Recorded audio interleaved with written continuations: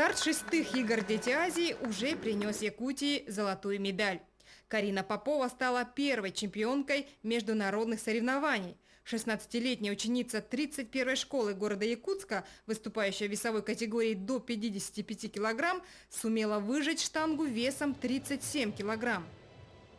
Второе золото якутской сборной принесла Надежда Тылысова. Она выступала в категории свыше 55 килограмм.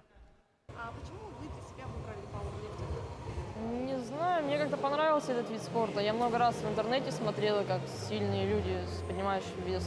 Меня заинтересовало. У меня есть характер, и я подумала, что это возможно поднять такой большой вес. Были разыграны медали весовой категории до 45 килограмм, где победила представительница Казахстана Турсынай Кабыл, которая также взяла пальму первенства и в абсолютном зачете. При собственном весе 40 килограмм девочка установила свой личный рекорд, взяв вес 61 килограмм. А с какими мыслями ехали на эти соревнования? Честно, у меня были мысли, что насчет сильных соперников, то, что мы будем, как вам сказать, воевать с ними. Ну, а так, цель была быть первым. Вторая половина дня определила медалистов уже среди юношей.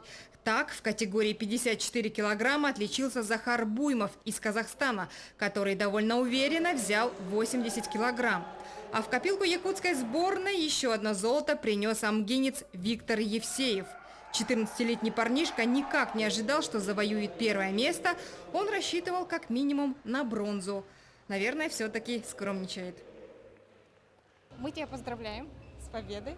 Ты вообще ожидал, как расценивал свои шансы изначально? Ну, изначально, в тройку либо попасть было сначала. Ну, там многие придут. Ну, конечно, не боялся, все равно до конца поборолся. Ну а в самой тяжеловесной категории пальму первенства одержал сибиряк Михаил Карбанев. Несмотря на то, что в пауэрлифтинге приняло участие всего 4 команды, для каждого из 16 спортсменов участие в соревнованиях стало настоящим праздником, локомотивом двигаться вперед и достигать новых побед. Ну а якутская сборная уже в первый день шестых игр «Дети Азии» принесла 11 медалей – 3 золотых, 5 серебряных и 3 бронзовых.